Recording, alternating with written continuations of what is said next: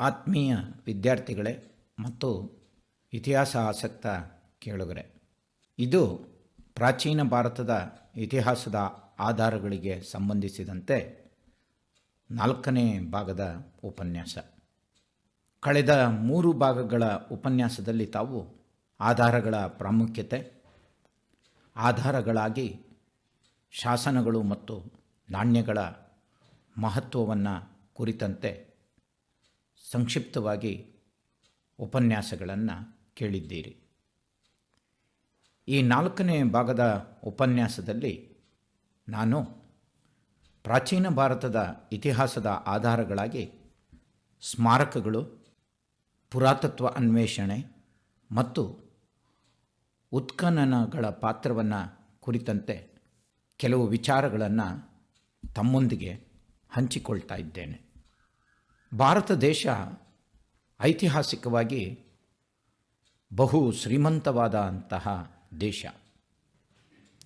ಅದಕ್ಕೆ ಸಾಕ್ಷಿ ಎಂದರೆ ದೇಶಾದ್ಯಂತ ಇರುವಂತಹ ಅಪಾರ ಸಂಖ್ಯೆಯ ಐತಿಹಾಸಿಕ ಸ್ಮಾರಕಗಳು.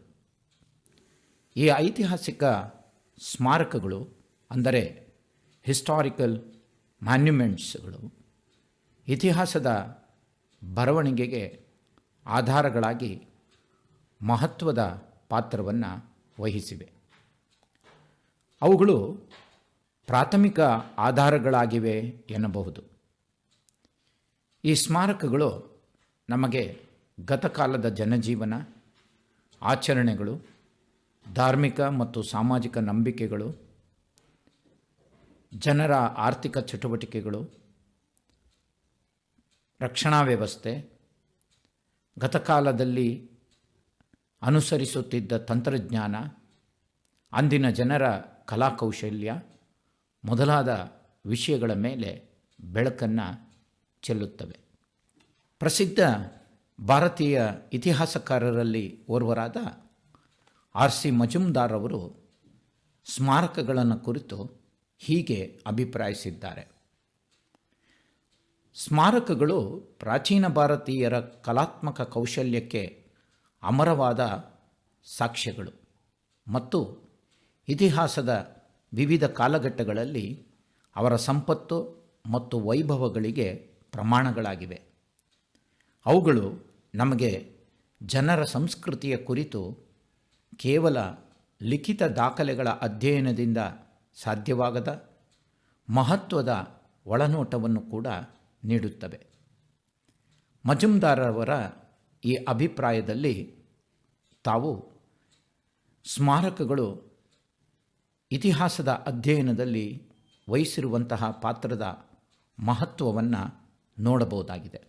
ಸ್ಮಾರಕಗಳು ಅಂದರೆ ಬೌದ್ಧ ಸ್ತೂಪಗಳು, ವಿಹಾರಗಳು, ಚೈತ್ಯಗಳು, ಬಸದಿಗಳು, ದೇವಾಲಯಗಳು, ಗುಹಾಲಯಗಳು, ಶಿಲ್ಪಗಳು, ಕೋಟೆಗಳು, ಅರಮನೆಗಳು, ಸ್ತಂಭಗಳು, ಸರೋವರಗಳು, ಕೆರೆಗಳು, ಪ್ರಾಚೀನ ಆಯುಧಗಳು, ಪ್ರಾಚೀನ ವರ್ಣಚಿತ್ರಗಳು, ಪ್ರಾಚೀನ ಜನ ಬಳಸುತ್ತಿದ್ದ ಸಲಕರಣೆಗಳು ಎನ್ನಬಹುದು. ಇವುಗಳನ್ನು ನಾವು ಧಾರ್ಮಿಕ ಮತ್ತು ಧಾರ್ಮಿಕೇತರವೆಂದು ಕೂಡ ವರ್ಗೀಕರಿಸಬಹುದು. ಮೂರ್ತಿ ಶಿಲ್ಪಗಳು, ವರ್ಣಚಿತ್ರಗಳು ನಮಗೆ ಗತಕಾಲದ ಜನರ ಉಡುಗೆ ತೊಡುಗೆಗಳ ಕುರಿತಾಗಿ ತಿಳಿದುಕೊಳ್ಳಲು ಸಹಕಾರಿಯಾಗಿವೆ. ಸಿಂಧೂ ನಾಗರಿಕತೆಯ ಕಾಲದ ಅವಶೇಷಗಳು ಅಪಾರ ಸಂಖ್ಯೆಯಲ್ಲಿ ನಮಗೆ ದೊರೆತಿವೆ. ಆ ಅವಶೇಷಗಳು ನಮಗೆ ಸಿಂಧೂ ನಾಗರಿಕತೆ ಕಾಲದ ಜನಜೀವನವನ್ನು ಅರಿತುಕೊಳ್ಳುವಲ್ಲಿ ಅತ್ಯಂತ ಮಹತ್ವದ ಉಪಕಾರವನ್ನು ಮಾಡಿವೆ. ಅಲ್ಲದೆ ಸಾರಾನಾಥ, ಕಾರ್ಲೆ, ಕನೇರಿ, ಅಮರಾವತಿ, ನಾಗಾರ್ಜುನ ಮೊದಲಾದ ಕಡೆಗಳಲ್ಲಿ ಕಂಡುಬರುವ ಬೌದ್ಧ ಸ್ಮಾರಕಗಳು ಬೌದ್ಧ ಧರ್ಮದ ಕುರಿತು ನಮಗೆ ಹೆಚ್ಚಿನ ಮಾಹಿತಿಗಳನ್ನು ತಿಳಿದುಕೊಳ್ಳಲು ಸಹಕರಿಸಿವೆ. ಎಲ್ಲೋರ, ಖಜುರಾಹೋ, ಕೋನಾರ್ಕ್, ಮಹಾಬಲಿಪುರಂ, ತಂಜಾವೂರು, ಬಾದಾಮಿ, ಐಹೊಳೆ, ಪಟ್ಟದಕಲ್ಲು, ಹಂಪೆ, ಬೇಲೂರು, ಹಳೆಬೀಡು ಮೊದಲಾದ ಸ್ಥಳಗಳಲ್ಲಿರುವ ದೇವಾಲಯಗಳು ನಮಗೆ ಭಾರತೀಯ ಧಾರ್ಮಿಕ ಆಚರಣೆಗಳು, ನಂಬಿಕೆಗಳನ್ನು ಕುರಿತು ತಿಳಿದುಕೊಳ್ಳಲು ಸಹಾಯ ಮಾಡುತ್ತವೆ. ಮೌಂಟ್ ಅಬುವಿನಲ್ಲಿರುವ ಜೈನ ದೇವಾಲಯ, ಅಜಂತ ಮತ್ತು ಎಲ್ಲೋರದ ಗುಹೆಗಳು ಮೊದಲಾದವುಗಳು ಕೂಡ ಅತ್ಯಂತ ಮಹತ್ವದ ಸ್ಮಾರಕಗಳಾಗಿವೆ. ಇದಲ್ಲದೆ ಜಾವಾ, ಸುಮಾತ್ರ, ಮಲಯ, ಕಾಂಬೋಡಿಯಾ ಮೊದಲಾದ ಕಡೆಗಳಲ್ಲಿ ಕಂಡುಬರುವ ಸ್ಮಾರಕಗಳು ಪ್ರಾಚೀನ ಭಾರತೀಯರು ತಮ್ಮ ಸಾಂಸ್ಕೃತಿಕ ಪ್ರಭಾವವನ್ನು ಈ ಪ್ರದೇಶಗಳಲ್ಲಿ ವಿಸ್ತರಿಸಿದ್ದಕ್ಕೆ ಸಾಕ್ಷಿಯಾಗಿವೆ. ಹೀಗೆ ನಾವು ಇತಿಹಾಸದ ಆಧಾರವಾಗಿ ಸ್ಮಾರಕಗಳ ಒಂದು ಮಹತ್ವದ ಪಾತ್ರವನ್ನು ನೋಡಬಹುದು. ನಾನು ಈ ಉಪನ್ಯಾಸದಲ್ಲಿ ಪ್ರಸ್ತಾಪಿಸುತ್ತಿರುವ ಎರಡನೇ ವಿಷಯ ಪುರಾತತ್ವ ಅನ್ವೇಷಣೆ, ಆರ್ಕಿಯಾಲಜಿಕಲ್ ಎಕ್ಸ್ಪ್ಲೋರೇಷನ್. ಪುರಾತತ್ವ ನೆಲೆಗಳು ಅನೇಕ ಸಲ ಆಕಸ್ಮಿಕವಾಗಿ ಪತ್ತೆಯಾಗ್ತವೆ. ಸಮುದ್ರ, ನದಿ, ಗಾಳಿ ಇವುಗಳ ಕೊರತೆಯಿಂದ, ಅತಿವೃಷ್ಟಿ ಅನಾವೃಷ್ಟಿಗಳಿಂದ, ಕೃಷಿಯ ಸಂದರ್ಭದಲ್ಲಿ, ಕಟ್ಟಡಗಳು, ರಸ್ತೆ, ರೈಲ್ವೆ ಮತ್ತಿತರ ಕಾಮಗಾರಿಗಳ ಸಂದರ್ಭದಲ್ಲಿ ಅನೇಕ ಸಲ ನಮಗೆ ಪುರಾತತ್ವ ನೆಲೆಗಳು, ಪ್ರಾಚೀನ ವಸ್ತುಗಳು ಪತ್ತೆಯಾಗಿವೆ.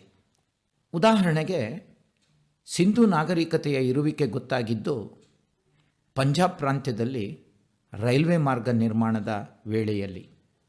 ಹಾಗೆಯೇ 2005ರಲ್ಲಿ ಉತ್ತರ ಪ್ರದೇಶದ ಬಾಗ್ಪತ್ ಜಿಲ್ಲೆಯ ಸಿನೌಲಿ ಎಂಬ ಪ್ರಾಚೀನ ನಿವೇಶನ ಪತ್ತೆಯಾದುದು ಅಲ್ಲಿನ ಭೂಮಿಯನ್ನು ಕೃಷಿಗೆ ಸಿದ್ಧಪಡಿಸುವ ಸಂದರ್ಭದಲ್ಲಿ. ಅಸ್ಸಾಂನ ಅಂಬರಿ ಎನ್ನುವಂತಹ ಮತ್ತೊಂದು ನಿವೇಶನವು 1969ರಲ್ಲಿ RBI ಕಟ್ಟಡ ನಿರ್ಮಾಣಕ್ಕೆ ತಳಪಾಯ ಹಾಕುವ ವೇಳೆಯಲ್ಲಿ ಬೆಳಕಿಗೆ ಬಂದಿತು. ನಮ್ಮ ರಾಜ್ಯದ ಧಾರವಾಡದ ಮುತ್ತಗಿಯಲ್ಲಿ ಆಸ್ಪತ್ರೆಯೊಂದರ ನಿರ್ಮಾಣದ ವೇಳೆ 12ನೇ ಶತಮಾನದ ಜಿನ ವಿಗ್ರಹಗಳು ಲಭ್ಯವಾದವು. ಇಂತಹ ಅನೇಕ ಉದಾಹರಣೆಗಳು ನಮ್ಮ ಮುಂದಿವೆ. ನಾಣ್ಯಗಳು ಬಹುತೇಕ ಆಕಸ್ಮಿಕವಾಗಿ ಪತ್ತೆಯಾಗಿವೆ. ಅವುಗಳ ಉದಾಹರಣೆಗಳನ್ನು ನಾನು ಈ ಹಿಂದಿನ ಉಪನ್ಯಾಸದಲ್ಲಿ ತಮಗೆ ನೀಡಿದ್ದೇನೆ. ಆದರೆ ಪುರಾತತ್ವ ಶಾಸ್ತ್ರಜ್ಞನೇ ಪ್ರಾಚೀನ ಸಂಸ್ಕೃತಿಯ ಕುರುಹುಗಳನ್ನು ಉದ್ದೇಶಪೂರ್ವಕವಾಗಿ ಹುಡುಕುವುದನ್ನು ಪುರಾತತ್ವ ಅನ್ವೇಷಣೆ ಎನ್ನುತ್ತಾರೆ. ಅದಕ್ಕಾಗಿ ಪುರಾತತ್ವ ಶಾಸ್ತ್ರಜ್ಞನು ವ್ಯವಸ್ಥಿತವಾಗಿ ಸರ್ವೇಕ್ಷಣೆ ಕೈಗೊಳ್ಳುವುದು ಅಗತ್ಯವಾಗಿದೆ. ನಾಡಿನ ವಿದ್ವಾಂಸರಲ್ಲಿ ಓರ್ವರಾದ ಶ್ರೀನಿವಾಸ್ ಪಾಡಿಗಾರ್ ಅವರು ಪುರಾತತ್ವ ಅನ್ವೇಷಣೆ ಎಂದರೆ ಹೀಗೆ ಹೇಳುತ್ತಾರೆ: ಉತ್ಖನನ ಮಾಡದೆ ಕೇವಲ ಮೇಲ್ಮೇ ಲಕ್ಷಣಗಳ ಆಧಾರದ ಮೇಲೆಯೇ ವ್ಯವಸ್ಥಿತವಾಗಿ ಪುರಾತತ್ವ ನೆಲೆಗಳನ್ನು ಶೋಧಿಸಿ, ಪ್ರಾಚ್ಯ ವಸ್ತುಗಳನ್ನು ಸಂಗ್ರಹಿಸಿ, ದಾಖಲು ಮಾಡಿ ಅವುಗಳ ಅಧ್ಯಯನಕ್ಕೆ ಅನುವು ಮಾಡುವುದಕ್ಕೆ ಪುರಾತತ್ವ ಅನ್ವೇಷಣೆ ಎನ್ನುತ್ತಾರೆ. ಈ ಪುರಾತತ್ವ ಅನ್ವೇಷಣೆಯ ಉಪಯೋಗಗಳು ಏನು? ನಾವು ಸಂಕ್ಷಿಪ್ತವಾಗಿ 3 ಉಪಯೋಗಗಳನ್ನು ನೋಡ್ಬೋದು. ಒಂದು, ಪುರಾತತ್ವ ಅನ್ವೇಷಣೆಯಿಂದ ಒಂದು ಪ್ರದೇಶದ ಪುರಾತತ್ವ ಅವಶೇಷಗಳ ಸ್ಥೂಲ ಪರಿಚಯ ಆಗುತ್ತದೆ. ಎರಡನೆಯದು, ಅಲ್ಲಿ ಸಂಗ್ರಹಿಸಲಾಗುವ ಪ್ರಾಚ್ಯ ವಸ್ತುಗಳಿಂದ ಆ ಪ್ರದೇಶದಲ್ಲಿ ಇದ್ದಿರಬಹುದಾದ ಬೇರೆ ಬೇರೆ ಕಾಲಘಟ್ಟದ ಸಂಸ್ಕೃತಿಗಳ ಬಗ್ಗೆ ತಿಳಿಯುತ್ತದೆ. ಮೂರನೆಯದಾಗಿ, ಈ ರೀತಿ ಅನ್ವೇಷಣೆ ಮಾಡಿದ ಸ್ಥಳದಲ್ಲಿ ಉತ್ಖನನ ಮಾಡಬೇಕೇ ಬೇಡವೇ ಎಂಬುದನ್ನು ನಿರ್ಧರಿಸಲು ಅನುಕೂಲವಾಗುತ್ತದೆ. ಈ ಪುರಾತತ್ವ ಅನ್ವೇಷಣೆಯಲ್ಲಿ ವಿವಿಧ ವಿಧಗಳಿವೆ. ಅವುಗಳೆಂದರೆ ಸಾಮಾನ್ಯ ಸರ್ವೇಕ್ಷಣೆ, ಜನರಲ್ ಸರ್ವೆ. ಇತಿಹಾಸ ಪೂರ್ವ ನೆಲೆಗಳ ಸರ್ವೇಕ್ಷಣೆ, ಪ್ರೀಹಿಸ್ಟಾರಿಕ್ ಸೈಟ್ಸ್ ಸರ್ವೆ. ಆದಿ ಐತಿಹಾಸಿಕ ನೆಲೆಗಳ ಮತ್ತು ಇತಿಹಾಸ ಕಾಲದ ನೆಲೆಗಳ ಸರ್ವೇಕ್ಷಣೆ, ಅಂದರೆ ಪ್ರೋಟೋಹಿಸ್ಟಾರಿಕ್ ಆ್ಯಂಡ್ ಹಿಸ್ಟಾರಿಕಲ್ ಸೈಟ್ಸ್ ಸರ್ವೆ. ಮತ್ತು ನಿರ್ದಿಷ್ಟ ನೆಲೆಗಳನ್ನು ಕೇಂದ್ರೀಕರಿಸಿ ನಡೆಸುವ ಸರ್ವೇಕ್ಷಣೆ, ಪ್ರಾಬ್ಲಮ್ ಓರಿಯೆಂಟೆಡ್ ಸರ್ವೆ. ಇಂತಹ ಪುರಾತತ್ವ ಅನ್ವೇಷಣೆಗೆ ಹಲವು ಅಂಶಗಳು ನಮಗೆ ನೆರವಾಗ್ತವೆ. ಅವುಗಳೆಂದರೆ ನಕಾಶೆಗಳು, ಭೂಮಿಯ ಮೇಲ್ಮೈ ಲಕ್ಷಣಗಳು, ಜನಾಂಗ ವಿವರಣೆ, ಐತಿಹಾಸಿಕ ಸಾಹಿತ್ಯ, ಈ ಮೊದಲಿನ ಸರ್ವೆಯ ವರದಿಗಳು ಅಂದರೆ ರಿಪೋರ್ಟ್ಸ್, ಸ್ಥಳ ಪುರಾಣ, ದಂತಕಥೆಗಳು ಮತ್ತು ಸ್ಥಳನಾಮಗಳು. ಈ ಪುರಾತತ್ವ ಅನ್ವೇಷಣೆಯಲ್ಲಿ ಹಲವು ವಿಧಾನಗಳು ಇವೆ. ಕಾಂತೀಯ ಸರ್ವೇಕ್ಷಣೆ, ವಿದ್ಯುತ್ ಪ್ರತಿರೋಧ ಸರ್ವೇಕ್ಷಣೆ, ವಿದ್ಯುತ್ ಕಾಂತೀಯ ಸರ್ವೇಕ್ಷಣೆ, ಶಬ್ದವನ್ನಾಧರಿಸಿದ ಸರ್ವೇಕ್ಷಣೆ ಮತ್ತು ಮಣ್ಣಿನ ರಾಸಾಯನಿಕ ಪರೀಕ್ಷೆಯ ವಿಧಾನ. ಈ ರೀತಿಯ ವಿಧಾನಗಳಿಗೆ ಹಲವು ವೈಜ್ಞಾನಿಕ ಸಲಕರಣೆಗಳನ್ನು ಬಳಸಲಾಗುತ್ತದೆ. ಅವುಗಳೆಂದರೆ ಕಾಂತಮಾಪಕ ಅಂದರೆ ಪ್ರೋಟಾನ್ ಮ್ಯಾಗ್ನೆಟೋಮೀಟರ್, ಮೆಗ್ಗರ್ ಭೂಪರೀಕ್ಷಕ ಅಂದರೆ ಮೆಗ್ಗರ್ ಅರ್ತ್ ಟೆಸ್ಟರ್, ವಿದ್ಯುತ್ ಕಾಂತೀಯ ಸರ್ವೇಕ್ಷಣಾ ಉಪಕರಣ ಅಂದರೆ ಎಲೆಕ್ಟ್ರೋಮ್ಯಾಗ್ನೆಟಿಕ್ ಸರ್ವೆ ಇನ್ಸ್ಟ್ರುಮೆಂಟ್ ಮೊದಲಾದವು. ಅದರೊಂದಿಗೆ ಏರಿಯಲ್ ಫೋಟೋಗ್ರಫಿ ಅಂದರೆ ವ್ಯೋಮ ಛಾಯಾಚಿತ್ರಗ್ರಹಣ ಕೂಡ ಒಂದು ಬಳಕೆಯ ಸಲಕರಣೆಯಾಗಿದೆ. ಹೀಗೆ ನಾವು ಪುರಾತತ್ವ ಅನ್ವೇಷಣೆಯನ್ನು ಕುರಿತು ಸಂಕ್ಷಿಪ್ತವಾಗಿ ಕೆಲವು ಅಂಶಗಳನ್ನು ತಿಳಿದುಕೊಳ್ಳಬಹುದಾಗಿದೆ. ಮೂರನೆಯದಾಗಿ ನಾನು ಈ ಉಪನ್ಯಾಸದಲ್ಲಿ ಪ್ರಸ್ತಾಪಿಸುತ್ತಿರುವ ವಿಷಯ ಉತ್ಖನನ. ಉತ್ಖನನ ಪುರಾತತ್ವ ಅಥವಾ ಪ್ರಾಕ್ತನ ಶಾಸ್ತ್ರದಲ್ಲಿ ಬಳಸಲ್ಪಡುವ ಅತ್ಯಂತ ಪ್ರಮುಖ ತಂತ್ರ ಆಗಿದೆ. ಉತ್ಖನನ ಎಂದರೆ ಪ್ರಾಚೀನ ನೆಲೆಗಳನ್ನು ವ್ಯವಸ್ಥಿತವಾಗಿ ಮತ್ತು ವೈಜ್ಞಾನಿಕವಾಗಿ ಅಗೆಯುವುದು ಅಥವಾ ಶೋಧಿಸುವುದು ಎನ್ನಲಾಗುತ್ತದೆ. ಉತ್ಖನನವು ಒಂದು ವೈಜ್ಞಾನಿಕ ವಿಧಾನ. ಉತ್ಖನನದ ಮುಖ್ಯ ಉದ್ದೇಶ ಒಂದು ಸಂಸ್ಕೃತಿಯ ಮೂಲ ಸಾಮಗ್ರಿಗಳ ಸಂಗ್ರಹ. ಆ ರೀತಿ ಸಂಗ್ರಹಿಸಲಾದಂತಹ ಮೂಲ ಸಾಮಗ್ರಿಗಳನ್ನು ವಿಶ್ಲೇಷಣೆಗೆ ಒಳಪಡಿಸಿ ಗತಕಾಲದ ಚಿತ್ರಣವನ್ನು ವ್ಯವಸ್ಥಿತವಾಗಿ ನೀಡುವುದು ಪುರಾತತ್ವಶಾಸ್ತ್ರಜ್ಞನ ಉದ್ದೇಶವಾಗಿರುತ್ತದೆ. ಪ್ರಸಿದ್ಧ ಪುರಾತತ್ವಶಾಸ್ತ್ರಜ್ಞ ಮಾರ್ಟಿಮರ್ ವೀಲರ್ ಉತ್ಖನನ ಕುರಿತು ಹೀಗೆ ಹೇಳುತ್ತಾರೆ: ಪುರಾತತ್ವ ಉತ್ಖನನವು ಒಂದು ನಿವೇಶನದ ಉತ್ಖನನವಾಗಿರದೆ ಆ ನಿವೇಶನದಲ್ಲಿ ಆಗಿಹೋದ ಜನಜೀವನದ ಉತ್ಖನನವಾಗಿದೆ. ಈ ಹೇಳಿಕೆಯಲ್ಲಿ ಉತ್ಖನನದ ಮಹತ್ವವನ್ನು ವೀಲರ್ ಅವರು ನಮಗೆ ತಿಳಿಸಿದ್ದಾರೆ. ಅಂದರೆ ಒಂದು ಪ್ರದೇಶದಲ್ಲಿ ನಡೆಯುವ ಉತ್ಖನನವು ಕೇವಲ ಭೂಮಿಯನ್ನು ಅಗೆಯುವುದಲ್ಲ, ಗತಕಾಲದ ಒಂದು ಜನಜೀವನವನ್ನೇ ಮತ್ತೆ ಪುನಃ ಚಿತ್ರಿಸಲು ಅಥವಾ ಪುನರ್ರಚಿಸಲು ನೆರವಾಗುವ ರೀತಿಯಲ್ಲಿ ವಿಶ್ಲೇಷಿಸುವುದು ಎನ್ನುತ್ತಾರೆ. ಭಾರತದಲ್ಲಿ ತಮಗೆಲ್ಲ ತಿಳಿದಿರುವಂತೆ ಅಪಾರ ಸಂಖ್ಯೆಯಲ್ಲಿ ಪ್ರಾಚೀನ ನೆಲೆಗಳು ಮತ್ತು ಅವಶೇಷಗಳು ಇವೆ. ಹೆಚ್ಚಿನ ಅವಶೇಷಗಳು ದಿಬ್ಬಗಳಲ್ಲಿ ಹೂತು ಹೋಗಿವೆ. ಅವುಗಳಲ್ಲಿ ಉತ್ಖನನ ಕಾರ್ಯ ನಡೆಸುವುದರಿಂದ ಹೆಚ್ಚಿನ ಮಾಹಿತಿಗಳನ್ನು ಪಡೆಯಬಹುದಾಗಿದೆ ಮತ್ತು ಹೆಚ್ಚು ವ್ಯವಸ್ಥಿತವಾಗಿ ಭಾರತದ ಚರಿತ್ರೆಯನ್ನು ಅಥವಾ ಗತಕಾಲವನ್ನು ಪುನರ್ರಚಿಸಬಹುದಾಗಿದೆ.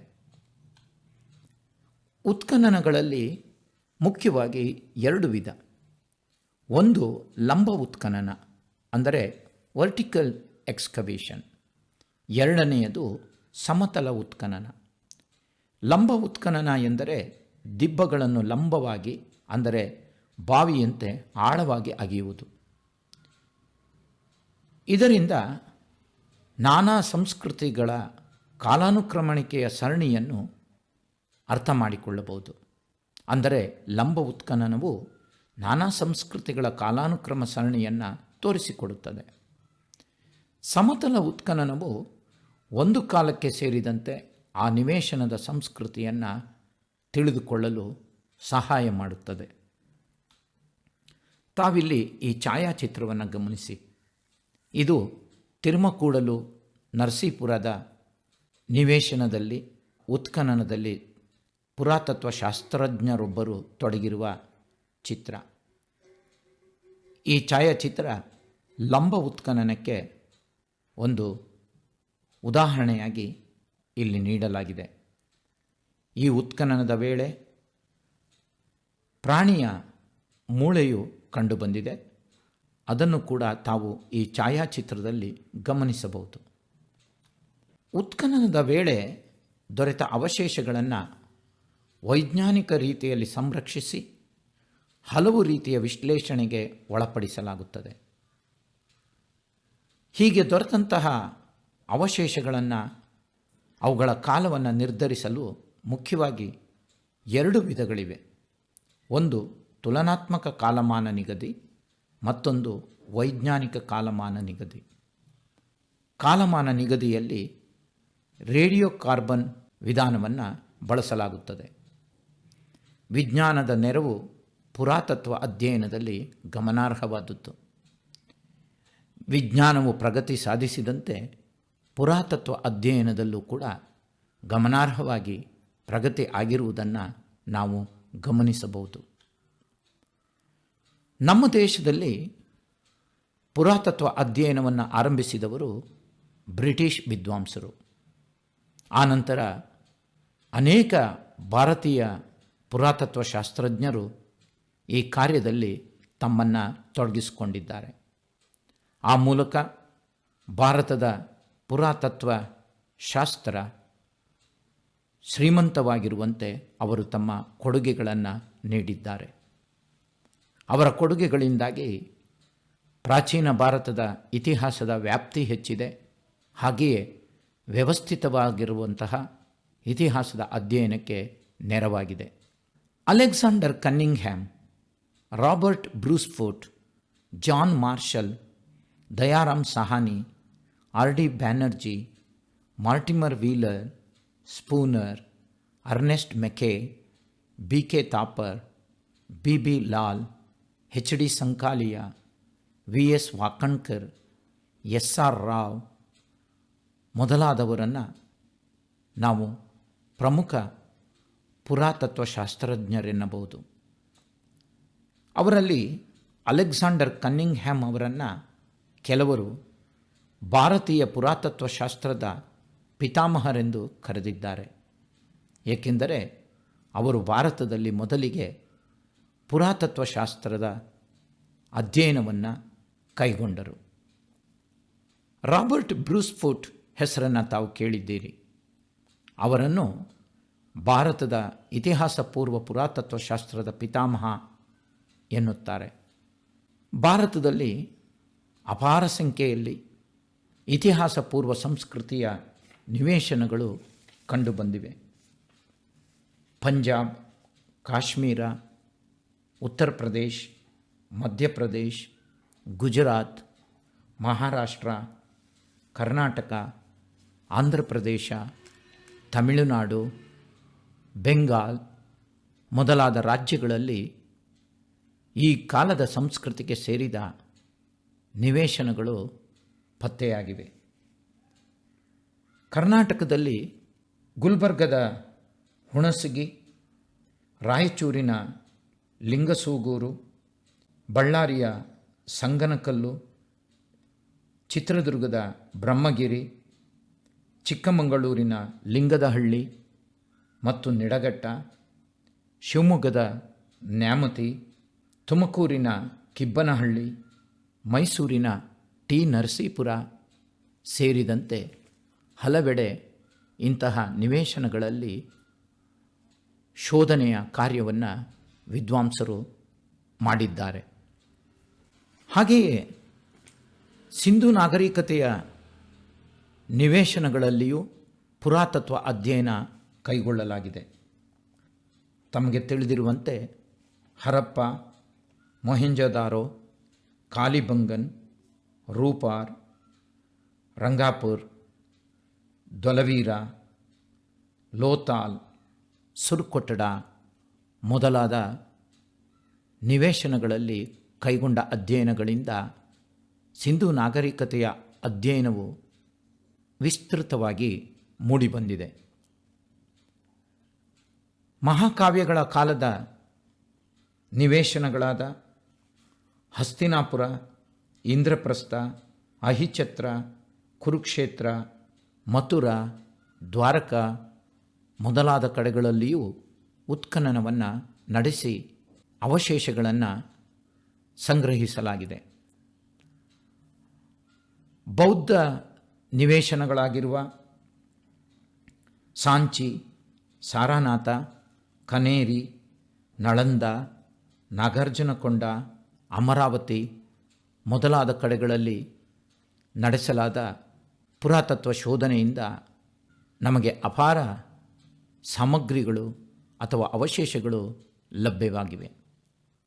ಅಲ್ಲದೆ ಕಾವೇರಿ ಪಟ್ಟಣಂ, ಬಾದಾಮಿ, ಹಂಪಿ, ಬನವಾಸಿ, ತಲಕಾಡು, ಪಟ್ಟದಕಲ್ಲು, ಐಹೊಳೆ ಮೊದಲಾದ ಐತಿಹಾಸಿಕ ಸ್ಥಳಗಳಲ್ಲಿ ನಡೆಸಿರುವ ಉತ್ಖನನ ಕಾರ್ಯಗಳು ಕೂಡ